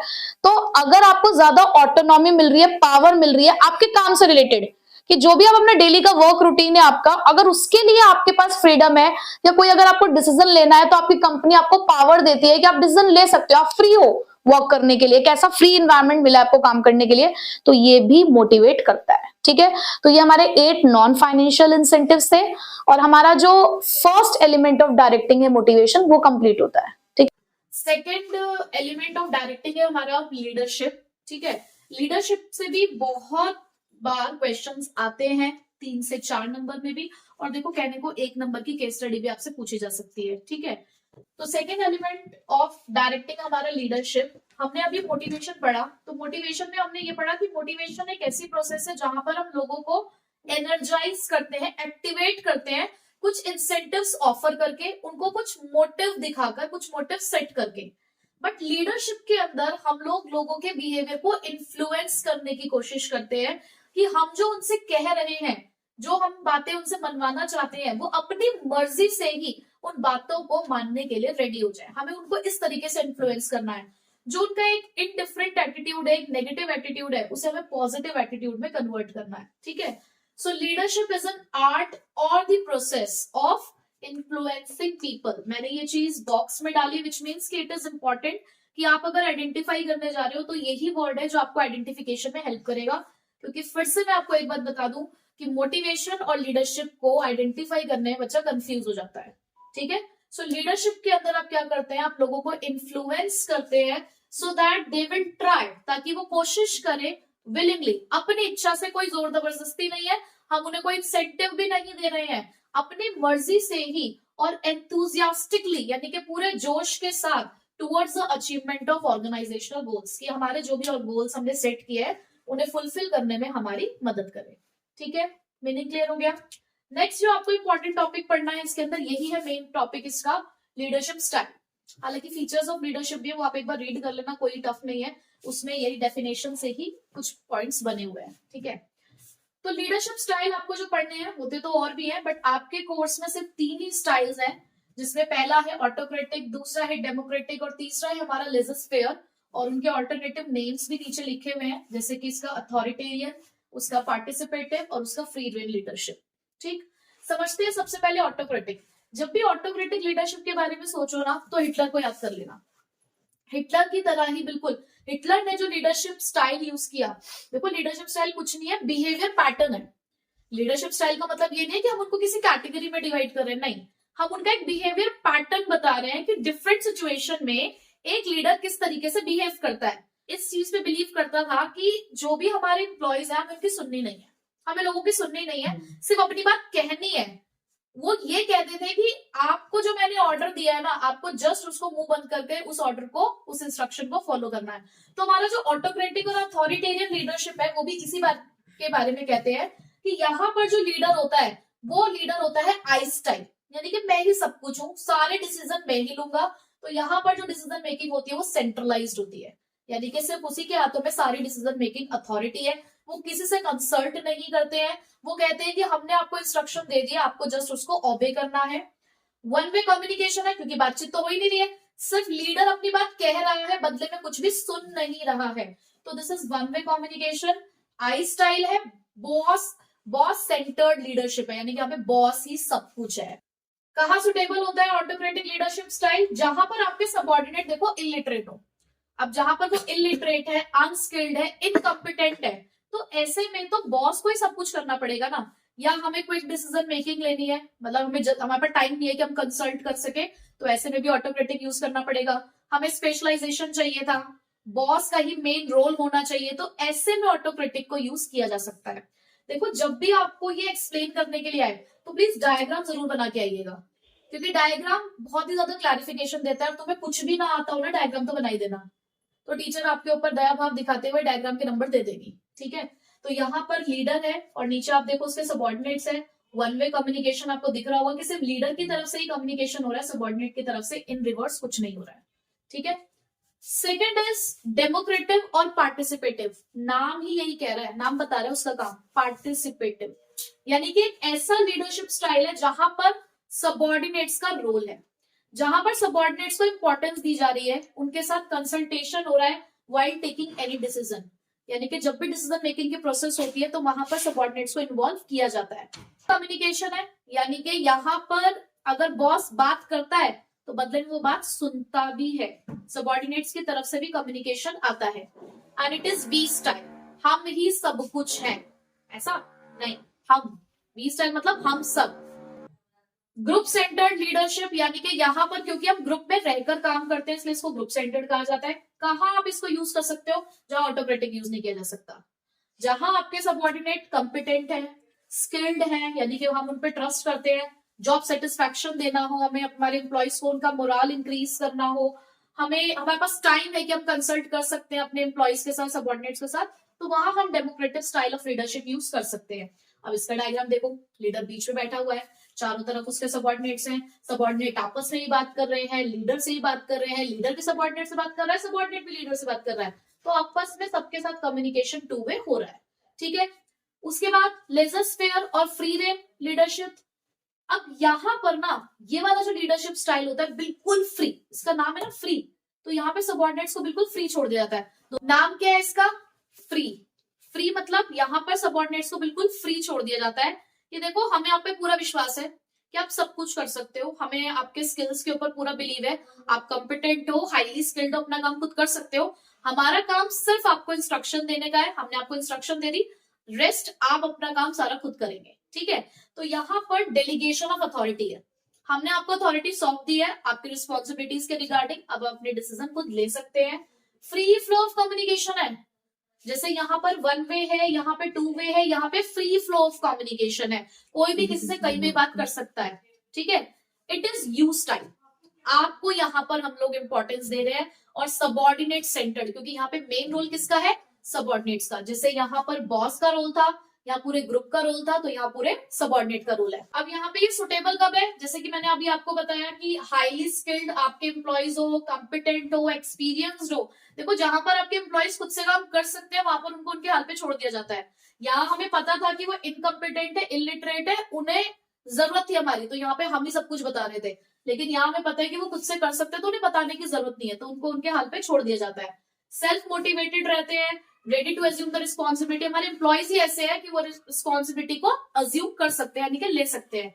अब आप यहाँ पे डायग्राम देखो, सब क्या रहा है, लीडर बिल्कुल साइड में, वो इंटरफेयर ही नहीं कर रहा है, उसने इंस्ट्रक्शन दे दिए, सबऑर्डिनेट्स आपस में खुद ही काम कर रहे हैं, जब भी उनको जरूरत होगी बस लीडर की वो हेल्प ले सकते हैं, अदरवाइज लीडर बिल्कुल इंटरफेयर नहीं करता उनके काम में। ठीक है, तो ये 3 स्टाइल ऑफ लीडरशिप है हमारे, और आपको तीनों के बारे में पता होना चाहिए। मैंने बहुत शॉर्ट में लिखा है, इतना भी पैराग्राफ में बनाकर लिखाओगे तो भी आपको नंबर मिल जाएगा। आपको डायग्राम जरूर बनाने हैं, प्लस अगर कभी एडवांटेजेस पूछ लें या डिसएडवांटेज पूछ लें तो आप यही से बना सकते हो। देखो अगर वो एडवांटेज पूछे तो आप यहाँ पर एडवांटेज में ये लिख सकते हो, क्विक डिसीजन मेकिंग, स्पेशलाइजेशन मैंने बताया, एडवांटेज हो गई। डिसएडवांटेज में क्या है कि जो आपके सबऑर्डिनेट्स हैं वो क्या होंगे, डिससेटिस्फाइड होंगे, क्रिएटिविटी नहीं होगी क्योंकि उनको अलाउड ही नहीं कर रहे आप काम करने के लिए, दो बहुत है, दो से ज्यादा नहीं पूछी जा सकती है। डेमोक्रेटिक में बोलूं तो जॉब सेटिस्फेक्शन एडवांटेज है, ठीक है, कॉम्पिटेंट और स्किल्ड आपको यहाँ पे सबऑर्डिनेट मिल रहे हैं, ये आपके लिए एक एडवांटेज है। डिसएडवांटेज क्या है कि समटाइम्स कंसल्टेशन करते टाइम आप डिले इन डिसीजन मेकिंग कर सकते हो। ठीक है, कई बार हो सकता है कि बहुत ज्यादा डिस्कशन से वर्क एनवायरनमेंट हैम्पर हो जाए, यानी कि भाई ज्यादा फ्रेंडली हो जाएंगे तो दिक्कत हो जाएगी ना। उसके बाद फ्री रेन में क्या है, एडवांटेज क्या है, सेल्फ मोटिवेटेड रहते हैं, आपके जो डेलीगेशन ऑफ अथॉरिटी की वजह से भी यहाँ पर भी क्विक डिसीजन मेकिंग होता है, डिसएडवांटेज में क्या लिख सकते हो कि ज्यादा पावर देने की वजह से समटाइम्स क्या हो सकता है, मिसयूज किया जा सकता है, ठीक है। और सबऑर्डिनेट का रोल इंक्रीज करने की वजह से कई बार लीडर को हो सकता है वो कुछ भी ना समझे, ठीक है। तो इस तरीके से खुद से भी आप एडवांटेज और डिसएडवांटेज बना सकते हो, ठीक है। Third element of our directing is communication. और कम्युनिकेशन सबसे इंपॉर्टेंट होता है सभी एलिमेंट्स में, क्योंकि देखो मोटिवेशन लीडरशिप बिना कम्युनिकेशन के पूरा हो भी नहीं सकता, बिना बातचीत के बात बनती ही नहीं है, ये हम सभी जानते हैं, ठीक है। So communication is very important in our organisation. तो कम्युनिकेशन का मीनिंग क्या है? It is the process of exchange of ideas, views, facts, feeling, etc. between two or more person to reach the common understanding. Communication को हमने कहा कि ये एक ऐसी प्रोसेस है जहां पर हम कुछ एक्सचेंज कर रहे हैं, आपस में कुछ शेयर कर रहे हैं। क्या ये कोई आइडिया हो सकता है, कोई व्यू पॉइंट हो सकता है, कोई फीलिंग्स हो सकती है, कोई इमोशन हो सकता है, और कुछ फैक्ट्स हो सकते हैं। किसके बीच में? दो या दो से ज्यादा लोगों के बीच में। किस लिए? ताकि एक कॉमन अंडरस्टैंडिंग सेटअप हो सके। देखो, अगर आप कोई भी डिस्प्यूट होता है कभी भी किसी दो लोगों के बीच में, तो कहते हैं ना कि बात कर लेनी चाहिए। तो आप यही सोचते रह जाओ कि वो पहले बात करे या वो पहले बात करे, तो वो पहला आता ही नहीं है। कोई भी किसी भी एक पर्सन को इनिशिएटिव ले लेना चाहिए और बात कर लेनी चाहिए, तभी बात सुलझती है। तो कॉमन अंडरस्टैंडिंग मतलब एक बात पे सहमति होने के लिए, किसी चीज को डिसाइड करने के लिए कम्युनिकेशन जरूरी है, ठीक है। अब कम्युनिकेशन के एलिमेंट्स क्या है? एलिमेंट्स बोलूं या प्रोसेस ऑफ कम्युनिकेशन बोलूं, बात एक ही चीज है, ठीक है। अगर आप चाहें तो लिख भी सकते हैं इसको कि ये प्रोसेस ऑफ कम्युनिकेशन भी एक तरीके से। कैसे? कि जब भी हम बातचीत करते हैं ना, तो कहीं ना कहीं ये एक पूरा पैटर्न फॉलो किया जाता है। जैसे कि आपके दिल में कोई बात है, आप कुछ चीज कम्युनिकेट करना चाहते हो, तो जिसके दिल में बात है, जिसको कम्युनिकेट करनी है अपनी बात, वो होता है सेंडर। सेंडर वो पर्सन है जहां से मैसेज स्टार्ट होता है, जहां से कम्युनिकेशन इनिशिएट किया जा रहा है, और उसके पास है एक मैसेज का मतलब है वो कंटेंट जो आपको शेयर करना है। और उस मैसेज को कम्युनिकेट करने के लिए आपको एक जरिया चाहिए। जरिया मींस मीडिया, द मीडियम। अब वो आप किस तरीके चीज से आप बात कर रहे हो, वो कोई टेलीफोन हो सकता है, इंटरनेट कनेक्शन हो सकता है आपका, मतलब कोई भी जरिया हो सकता है बातचीत करने का, कोई भी मीडियम ऑफ कम्युनिकेशन हो सकता है जो आप इस्तेमाल कर रहे हो, वो चाहे रिटन हो चाहे ओरल हो, ठीक है। उसके बाद लेकिन जब मैसेज मीडिया में जाता है ना, तो उसके बीच में एक चीज होती है which is known as encoding. आपने अपने व्हाट्सएप पे भी देखा होगा कि जब आप किसी नए पर्सन से अपना कम्युनिकेशन इनिशिएट करते हो, तो ऊपर लिखा आता है that your messages, your chats are end to end encrypted, no third party can read or write your message, इस तरीके से लिखा होता है। तो एनक्रिप्शन यानी कि एनकोडिंग का मतलब क्या होता है? Converting the original message into some different symbols, ताकि वो चीज सिर्फ किसको समझ में आ सके? जो हमारे रिसीवर है, थर्ड पार्टी को समझ ही ना आए। जैसे एग्जाम में आप सबसे ज्यादा एनकोडिंग डिकोडिंग करते हो, आप लोगों के बीच में पहले से ही साइन लैंग्वेज पूरी सेट हो जाती है कि ऐसे करना है, ऐसे करना है, ऐसे करना है, क्या करना है, वो सब चीज आपकी पहले से सेट होती है। तो एनकोडिंग का मतलब क्या है? ओरिजिनल मैसेज को डिफरेंट साइन और सिंबल्स में कन्वर्ट करना। जब वो मीडिया पे जाएगा तो वो एनकोड होकर जाएगा, बट जब मीडिया से रिसीवर तक पहुंचेगा तो उसके बीच में डिकोडिंग हो जाएगी। डिकोडिंग मतलब जो आपने सिंबल्स में कन्वर्ट किया होगा मैसेज, अब वो फिर से अपनी ओरिजिनल फॉर्म में कन्वर्ट हो जाएगा, ताकि रिसीवर को वो चीज समझ आ सके। और जैसे ही वो रिसीवर तक पहुंच गया, आपकी कम्युनिकेशन प्रोसेस क्या कंप्लीट हो गई? नहीं। कोई भी कम्युनिकेशन प्रोसेस फीडबैक के बिना अधूरी होती है। जब तक फीडबैक नहीं है, तब तक वो कम्युनिकेशन प्रोसेस कंप्लीट नहीं है। ब्लू टिक का मतलब ये नहीं है कि सामने वाले को बात समझ आ गई है या उसने सच में मैसेज पढ़ लिया है। जब तक वो रिस्पॉन्स नहीं आएगा, चाहे वो किसी भी फॉर्म में हो, एक्शंस की फॉर्म में हो, वर्ड्स की फॉर्म में हो, बट जब तक नहीं आएगा तब तक कम्युनिकेशन इनकम्प्लीट माना जाता है। तो रिसीवर की तरफ से क्या आना चाहिए? फीडबैक। और वो फीडबैक हमारे सेंडर को ये एक आगे क्या स्टेप देगा कि उसको आगे वो जो कम्युनिकेशन है उसको जारी रखना है या यहीं पर ही स्टॉप कर देना है, या हमारे रिसीवर को बात समझ आ गई है या नहीं आई है, ठीक है। तो ये तो था हमारा प्रोसेस या elements of communication. But in सभी के बीच में ना एक चीज है, नॉइज। दो लोग आपस में बात कर रहे होते हैं ना, बीच में कोई ना कोई टांग अड़ाता है, तो नॉइज वही चीज है। अब ये नॉइज किस फॉर्म में हो सकती है? कई बार आप कहते हो ना वॉइस ब्रेक हो रही है, यानी कि आपका जो टेलीफोनिक कनेक्शन है उसमें प्रॉब्लम है। कई बार मैसेज आ नहीं रहा होता है, आप सेंड करने की कोशिश कर रहे हो, मैसेज सेंड नहीं हो रहा, इंटरनेट कनेक्शन सही नहीं है।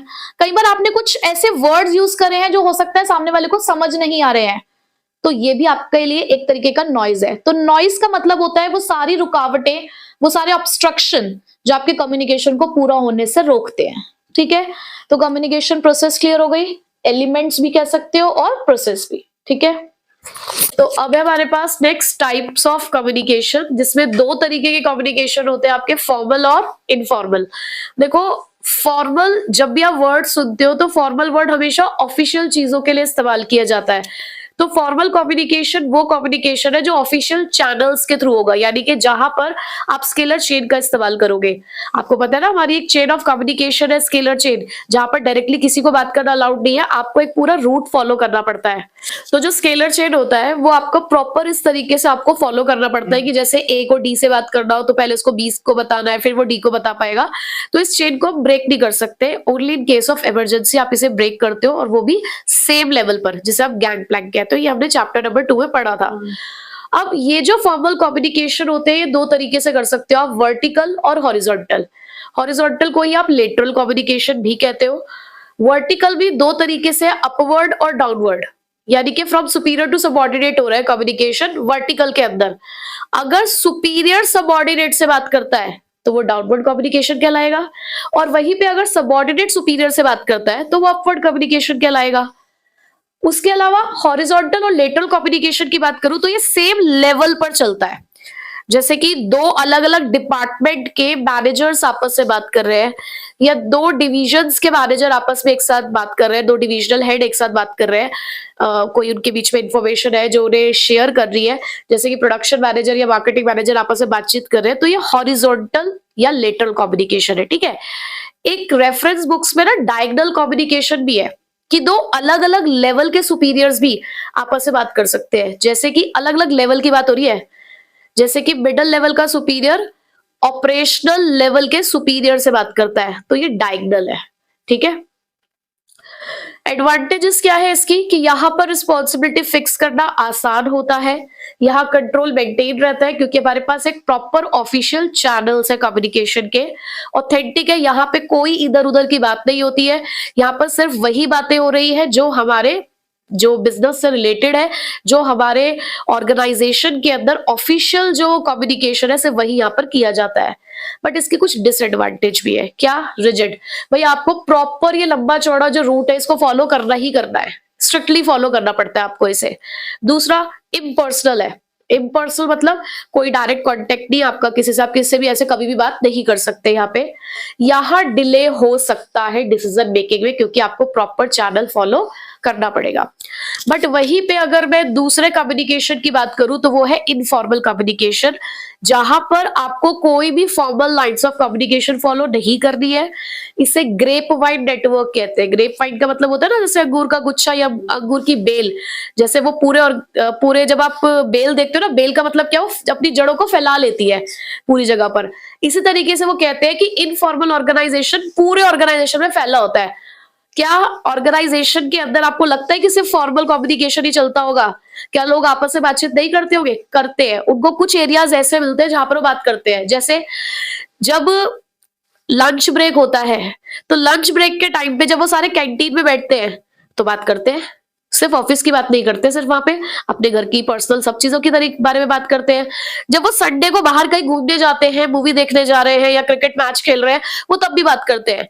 तो ये इनफॉर्मल ऑर्गेनाइजेशन है जो यही से निकलता है, फॉर्मल से। फॉर्मल में ही वो रिश्ते हैं आपको जो मिले हैं, जिनको आपने इनफॉर्मल में जाकर कनेक्ट किया है, जिनके साथ आप कनेक्ट हुए हो। ठीक है, अब इसके एडवांटेज क्या है? इंफॉर्मेशन फटाफट से फैलेगी यहाँ पे, क्योंकि यहाँ पर आपको कोई चेन ऑफ कम्युनिकेशन फॉलो नहीं करना पड़ता है। यहाँ पे फीडबैक आपको क्विकली मिलता है, क्योंकि यहाँ पर इंफॉर्मेशन फटाफट जा रही है तो आपको सामने सामने ही फीडबैक मिल रहा है। यहाँ पे सेटिस्फाई करता है सोशल नीड को। अब यहाँ ना आप अपने इमोशंस को एक्सप्रेस नहीं कर सकते, आपकी बहुत सारी ऐसी चीजें हैं जो यहाँ आप एक्सप्रेस नहीं कर पा रहे हो, बट वही कमी आप यहाँ जाकर पूरी कर लेते हो इनफॉर्मल कम्युनिकेशन के अंदर। बट यहाँ पे र्यूमर्स फैलने के चांसेस सबसे ज्यादा है। सबसे बड़ा डिसएडवांटेज है कि यार र्यूमर्स, बहुत अफवाहें बहुत जल्दी फैलती है यहाँ पे, कि जरा सी एक बात यहाँ पर होती है और वो कहते हैं ना, हवा की तरह पूरे में फैल जाती है, चिंगारी लगती है और सब जगह पे वो फैल जाती है। यहाँ पर इंफॉर्मेशन खराब होने के चांसेस होते हैं। क्यों? क्योंकि बहुत सारे फिल्टरिंग पॉइंट्स हैं। एक बंदा जिसको कोई बात पता चली वो उसमें अपनी तरफ से ऐड ऑन करके दूसरे बंदे को बात बताएगा, ओरिजिनल मैसेज नहीं देगा। उसके अलावा वर्क एनवायरनमेंट कई बार खराब हो जाता है। बहुत ज्यादा फ्रेंडली हो जाना हमारे वर्क एनवायरनमेंट को खराब कर देता है। ठीक है, क्लियर हो गया? फॉर्मल और इनफॉर्मल के बीच का हम डिफरेंस देख लेते हैं। सबसे पहले मीनिंग में जो हमने भी पीछे लिखा, आप एग्जिट इज वही मीनिंग लिख सकते हो कि ये वो फॉर्म ऑफ कम्युनिकेशन है जहां पर स्केलर चेन फॉलो किया जाता है और यहाँ पे कोई भी फॉर्मल लाइंस ऑफ कम्युनिकेशन नहीं होती है। फॉर्म ये ओरल और रिटन दोनों हो सकता है, ये जनरली ओरल ही होता है। स्पीड ये टाइम कंज्यूमिंग है क्योंकि यहाँ पे आपको proper chain of communication follow करना पड़ेगा, पूरा रूट फॉलो करना होगा। ये फास्ट होता है क्योंकि ये किसी से भी कभी भी आप बातचीत यहाँ पर कर सकते हो। ऑथेंटिसिटी की बात करूं तो यहाँ पे सिर्फ ऑथेंटिक इन्फॉर्मेशन ही यहाँ पे ट्रांसफर की जाती है, बट ये नॉन ऑथेंटिक है क्योंकि यहाँ पे कुछ भी बात हो रही है, यहाँ पर रूमर्स भी है, तो ये नॉन ऑथेंटिक कह सकते हो। यहाँ पर हमारा एम सिर्फ अपने ऑब्जेक्टिव्स को अचीव करना है जो ऑर्गेनाइजेशन के डिसाइड किए गए हैं, बट यहाँ हम कहीं ना कहीं अपना दिल हल्का करने के लिए आ रहे हैं। सोशल नीड्स जो है हमारी, हमें वो पूरा करना है। डायरेक्शन ये वर्टिकली और हॉरिजॉन्टली दोनों हो सकता है, अपवर्ड डाउनवर्ड हर तरीके से। या ये जो आपका इनफॉर्मल कम्युनिकेशन है ये पूरे ऑर्गेनाइजेशन में फैला हुआ है। अभी हमने पीछे पढ़ा ग्रेफाइन नेटवर्क की तरह। एग्जाम्पल की बात करूं तो जैसे एक सुपीरियर अपने एम्प्लॉइज को ऑर्डर दे रहा है या एक सबॉर्डिनेट रिक्वेस्ट कर रहा है छुट्टी के लिए, एप्लीकेशन सबमिट कर रहा है, तो ये एग्जाम्पल्स फॉर्मल के हो सकते हैं। वहीं पे इनफॉर्मल के लिए वर्कर्स कैंटीन में बैठ के बातचीत कर रहे हैं या संडेज को क्रिकेट मैच खेल रहे हैं। ठीक है, तो नेक्स्ट हमारे पास टॉपिक है यहाँ पर बैरियर्स टू कम्युनिकेशन, और डायरेक्टिंग चैप्टर का one of the most important topic है ये हमारा बैरियर्स टू कम्युनिकेशन, क्योंकि ये आपके 4 पार्ट्स में डिवाइड होके बैरियर्स दे रखे हैं, 4 कैटेगरीज है बैरियर की। और जब सीबीएसई को पेपर थोड़ा सा चेंज करना होता है सेट वाइज, तो कहीं ना कहीं इसी तरीके के क्वेश्चंस वो लोग पूछते हैं। ठीक है, उसके अलावा बैरियर्स टू कम्युनिकेशन का जो क्वेश्चन है वो केस स्टडी में आने के चांसेस ज्यादा है। ठीक है, डायरेक्ट क्वेश्चन वो ऐसे पूछ ले कि ये वाले बैरियर बता दो तो आपकी किस्मत अच्छी है, अदरवाइज वो केस स्टडी में ही पूछते हैं बैरियर्स। ठीक है, तो 4 बैरियर कौन कौन से हमारे जो कम्युनिकेशन को खराब करते हैं। बैरियर का मतलब क्या होता है? जब हम बात करते हैं बैरियर्स टू कम्युनिकेशन, तो बैरियर्स का मतलब क्या होता है? बाधा बनना, कि हम बातचीत कर रहे हैं, उस बातचीत के बीच में कुछ रुकावटें आ रही है। तो वो 4 कैटेगरीज में डिवाइड की गई है ऑर्गेनाइजेशन के बेसिस पर, कि 4 बैरियर्स क्रिएट होते हैं एक ऑर्गेनाइजेशन में कम्युनिकेट करते time. Number 1 is semantic barrier, number 2 psychological barrier, number 3 organisational barrier और नंबर 4 पर्सनल बैरियर्स। सबसे पहला जो सिमेंटिक बैरियर है, आप सिमेंटिक वर्ड से ना पता नहीं चल रहा कि क्या बैरियर है, तो आप इसको लैंग्वेज बैरियर के नाम से याद रख सकते हो, क्योंकि यहाँ पे प्रॉब्लम ही लैंग्वेज की होती है। यहाँ पे कुछ ऐसे बैरियर्स क्रिएट होते हैं जो कहीं ना कहीं लैंग्वेज की वजह से क्रिएट हो रहे हैं, तो इसका आप इसको लैंग्वेज बैरियर के नाम से याद रख सकते हो। अब ऐसे कितने टाइप्स ऑफ बैरियर है? टोटल 6, जिसमें सबसे पहला बैरियर है बैडली एक्सप्रेस्ड मैसेज, यानी कि जो भी मैसेज कम्युनिकेट किया गया है उसको आपने एक्सप्रेस ठीक से नहीं किया है। अब क्यों एक्सप्रेस आप ठीक से नहीं कर पाए? शायद आपकी वोकैबुलरी इनएडिक्वेट थी, शब्दों की कमी पड़ गई आपके पास, या फिर आपने किसी गलत वर्ड का इस्तेमाल कर दिया, या आप जो वर्ड्स लिखने चाहिए थे आप लिखना भूल गए। ठीक है, जैसे कई बार आप इंग्लिश के अंदर लेटर वगैरह लिखते हो या आर्टिकल लिखते हो, तो आपके टीचर आपको कम मार्क्स दे रहे हैं, तो आप पूछते हो ना कि क्यों कम मार्क्स मिले, तो वो कहते हैं ना कि जो लिखना चाहिए था वो नहीं है। इंग्लिश में आप लोग लिटरेचर में जब आपके पास क्वेश्चन आते हैं 3 to 4 मार्क्स के, जिसका सिर्फ 30 to 40 वर्ड्स में आपको आंसर देना होता है, आप उसे कई बार 80 to 100 वर्ड्स में भी लिखाते हो, क्योंकि आप अपनी भावनाएं ज्यादा व्यक्त कर देते हो इंग्लिश में, तो तब भी आपके मार्क्स वहां पे कट जाते हैं। क्यों? क्योंकि जो चाहिए था वो नहीं लिखा आपने। तो कहीं ना कहीं ये जो आप अपना पेपर भी लिख रहे हो ना, ये आपके और टीचर के बीच का कम्युनिकेशन है, पर वो कई बार किस फॉर्म में कन्वर्ट हो जाता है? बैडली एक्सप्रेस मैसेज के फॉर्म में। ठीक है, second, symbols with different meaning. बहुत सारे ऐसे सिंबल्स हैं जिनका अलग अलग मीनिंग हो सकता है। ठीक है, अब जैसे कि मैंने तो यहाँ पे एक एग्जांपल लिख के छोड़ दिया है कि वैल्यू, इसका मतलब प्राइस से या कॉस्ट से भी होता है और इंपॉर्टेंस से भी होता है ना। उसी तरीके से हम लोग आजकल ये व्हाट्सएप, इंस्टाग्राम वगैरह बहुत ज्यादा यूज करते हैं, इसमें बहुत सारे आपके इमोजीज होते हैं। अब कुछ इमोजीज ऐसे हैं जिसका मीनिंग हम कुछ और समझ रहे हैं, सामने वाला कुछ और समझ रहा है, बहुत सारे ऐसे होते हैं। तो यहाँ पर बहुत सारे ऐसे सिंबल्स हैं जिनके मीनिंग अलग अलग हो सकते हैं, जो कहीं ना कहीं एक बैरियर क्रिएट कर सकते हैं। ठीक है, उसके बाद फॉल्टी ट्रांसलेशन। कई बार मैसेज को एक लैंग्वेज से दूसरे लैंग्वेज में कन्वर्ट करना पड़ता है। तो अगर आप किसी मैसेज को इंग्लिश से हिंदी या हिंदी से किसी और लैंग्वेज में कन्वर्ट कर रहे हो, और जो भी ट्रांसलेटर आपने यूज किया है उस लैंग्वेज को कन्वर्ट करने के लिए, अगर वो उसे गलत ट्रांसलेट कर रहा है तो सही मैसेज नहीं पहुंचेगा। ठीक है। अनक्लैरिफाइड अजम्पशन, यानी कि अपने आप ही चीजों के बारे में अज्यूम कर लेना या फिर क्लैरिटी ना होना। बेसिकली क्लैरिटी ना होना इज अनक्लैरिफाइड अजम्पशन। जैसे कि मैंने आपको जब पहले पढ़ाया था तब भी मैंने आपको एक यहाँ पर एग्जांपल दिया था कि एक बॉस ने अपने सबऑर्डिनेट को या अपने ड्राइवर को बोला take care of the guest, कि फॉरेन गेस्ट आ रहे हैं उनका ध्यान रखना। तो एज अ ड्राइवर उसने तो सिर्फ इतना सोचा कि मैं तो काम सिर्फ लोगों को एक जगह से दूसरी जगह तक ले जाने का है, तो उसने सिर्फ उसके रहने का प्रबंध कर दिया, मतलब उसको एक होटल तक छोड़ दिया, उसके बाद नहीं देखा उसने उस गेस्ट को। बट बॉस का मतलब था कि आपको इसका, जब तक ये यहाँ पर है तब तक आपको इसका ध्यान रखना है। तो यहाँ पे सफर किया ना उस फॉरेन गेस्ट ने, क्यों? क्योंकि दोनों की तरफ से बातें अनक्लियर थी, दोनों की तरफ से बातें क्लियर ही नहीं थी। ना तो उसने आगे से कुछ पूछा ना बॉस ने पूरी तरीके से क्लियर किया। ठीक है। टेक्निकल जार्गन, अब ये भी ना वर्ड से पता नहीं चलता है। लास्ट ईयर क्वेश्चन इसी का आया था, टेक्निकल जार्गन और एक फॉल्टी ट्रांसलेशन का। तो टेक्निकल जार्गन का मतलब होता है specific word related to a field. भाई हर फील्ड की ना अपनी एक टर्मिनोलॉजी होती है, अपनी वोकैबुलरी होती है। आप क्रिकेट जैसे देखते हो, क्रिकेट मैचेस देखते हो, तो आपको समझ आ रहा होता है, क्यों? क्योंकि आपको पता है कि वो जो टर्म्स यूज कर रहे हैं उनका मतलब क्या है ना। हम जैसे शार्क टैंक देखते हैं बैठ के, तो एक कॉमर्स का बच्चा होता है ना, उसे समझ आता है वो कि इक्विटी के बारे में क्या बोल रहे हैं, डिबेंचर्स क्या होते हैं, बॉन्ड्स क्या होते हैं। बट वहीं पे अगर कहीं ना कहीं ह्यूमैनिटीज और साइंस के बच्चों से बैठ के देखेंगे तो कहीं ना कहीं उन्हें प्रॉब्लम आएगी उसको समझने में। क्यों? क्योंकि उनके फील्ड से रिलेटेड चीजें नहीं है। इसके एग्जांपल मैंने आपको एक बहुत सिंपल सा दिया था, अपने घर पे आप मेडिकल रिपोर्ट देखने बैठ जाते हो अपनी, बहुत सारे टर्म्स ऐसे होते हैं जो भी गूगल करके देखने पड़ते हैं कि इसका मतलब क्या है, हमारी फील्ड से रिलेटेड नहीं है। तो टेक्निकल जार्गन का मतलब होता है कुछ टेक्निकल वर्ड जो हर फील्ड से रिलेटेड है।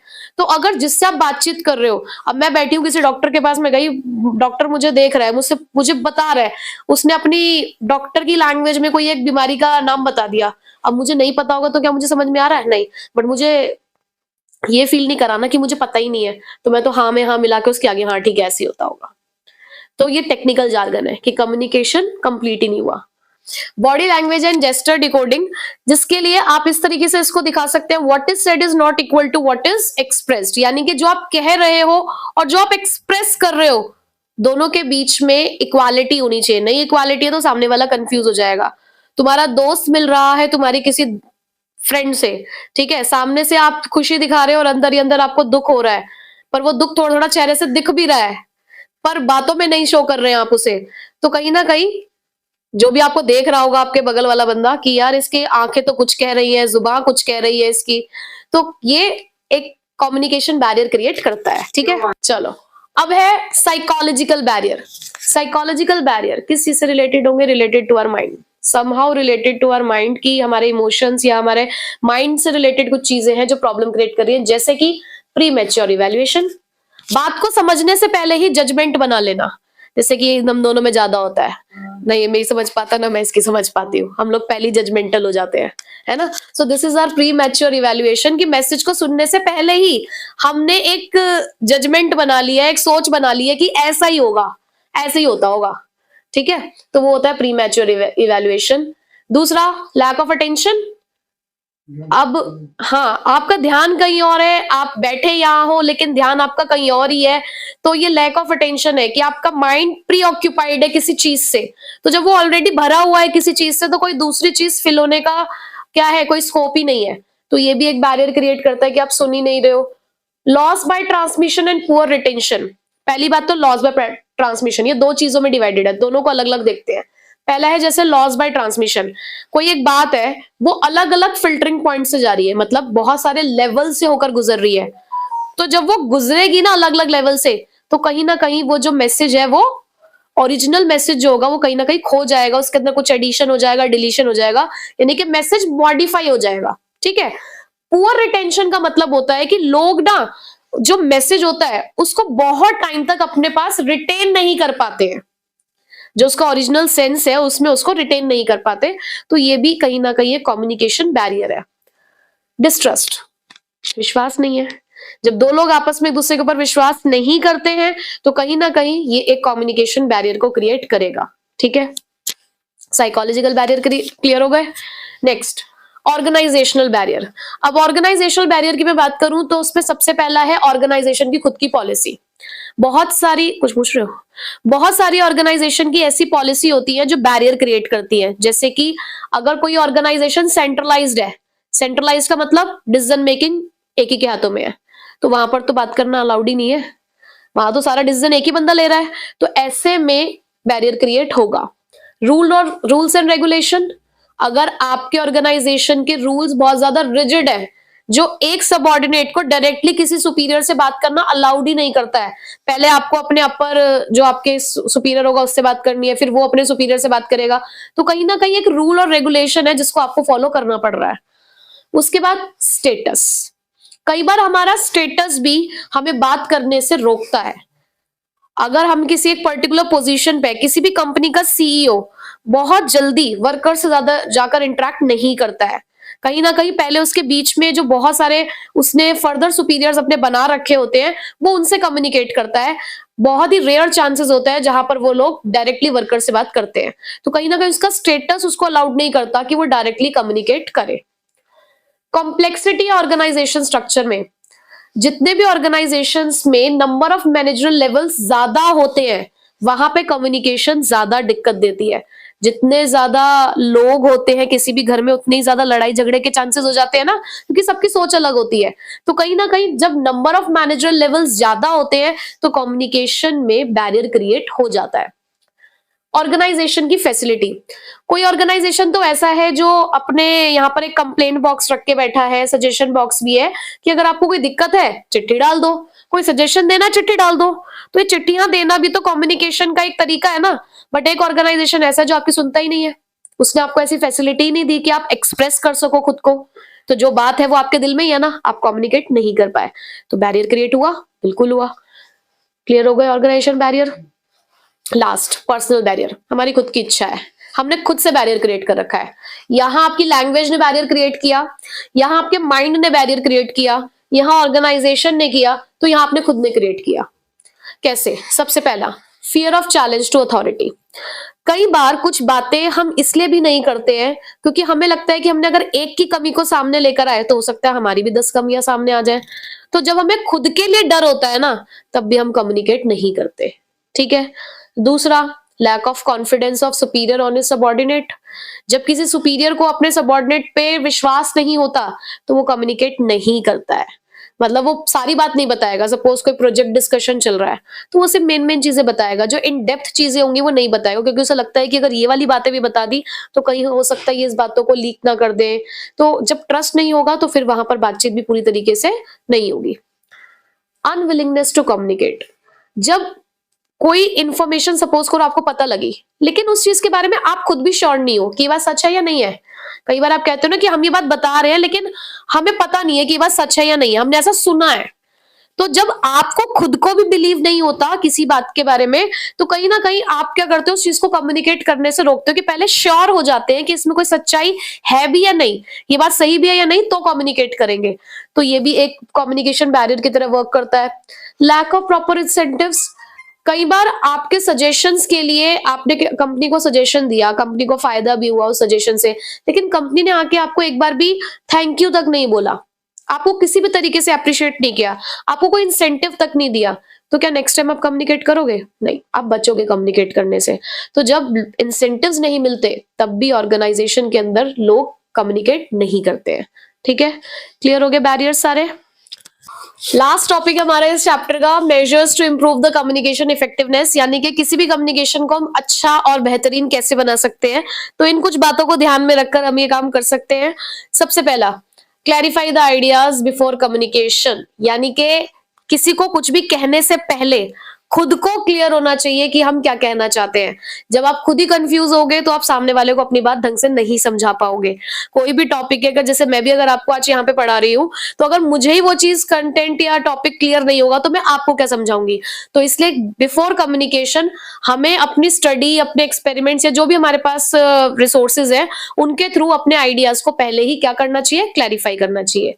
Second, consult others before communicating, वही कि किसी का एक सुझाव ले लो, कंसल्ट कर लो किसी के साथ कम्युनिकेट करने से पहले कि भाई देख मैं ये करने वाला हूँ, क्या मैं ये सही कर रहा हूँ, ये मैसेज भेज देना चाहिए नहीं भेज देना चाहिए। तो क्योंकि ऐसा होता है ना कि हर एक बंदा अपनी तरफ से कोई एक व्यू पॉइंट उसका निकल कर आ जाता है, तो आप कंसल्ट कर सकते हो। Third, convey things of help and value to the listeners. बिना मतलब की बात बोलोगे तो कोई नहीं सुनेगा। आपको अपनी कम्युनिकेशन को इंटरेस्टिंग बनाना है, तो जो सामने वाला सुनना चाहता है वो बोलो ना। जो वो नहीं सुनना चाहता, अगर आप वो चीज बोल रहे हो तो उसका इंटरेस्ट नहीं आएगा आपके कम्युनिकेशन में, इसलिए इस बात को आपको ध्यान में रखना है। Communicate for the present as well as for the future. हमेशा अपने कम्युनिकेशन को ऐसे पॉइंट पे एंड करना है कि आपने सिर्फ आज के लिए नहीं, आपको फ्यूचर में भी उसके साथ कम्युनिकेट करना है। तो इस तरीके से आपको अपने मैसेज को डिलीवर करना होगा कि फ्यूचर के कम्युनिकेशन के लिए यहां पर आपने एक पॉइंट छोड़ा है, ठीक है। उसके बाद communicate according to the needs of the receiver. Needs मतलब कि आप जो भी अपना कंटेंट रेडी करो वो इस तरीके का रेडी करो कि वो सामने वाले की जो नीड्स है उसको पूरा करे।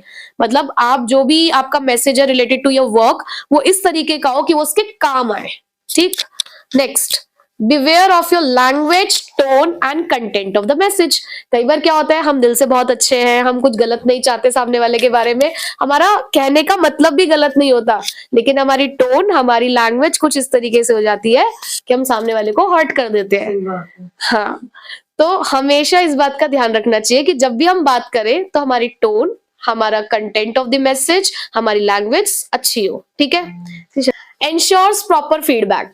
बिना फीडबैक के हर कम्युनिकेशन अधूरा है। ये हमने जब अभी प्रोसेस ऑफ कम्युनिकेशन पढ़ा तब भी ये बात समझी थी कि जब तक फीडबैक नहीं मिलता, चाहे वो किसी भी फॉर्म में हो फीडबैक, आपकी कम्युनिकेशन पूरी नहीं मानी जाती है। ना हमें ये पता चलता है कि रिसीवर ने हमारा मैसेज ढंग से समझा भी है या नहीं। Next, follow up communication.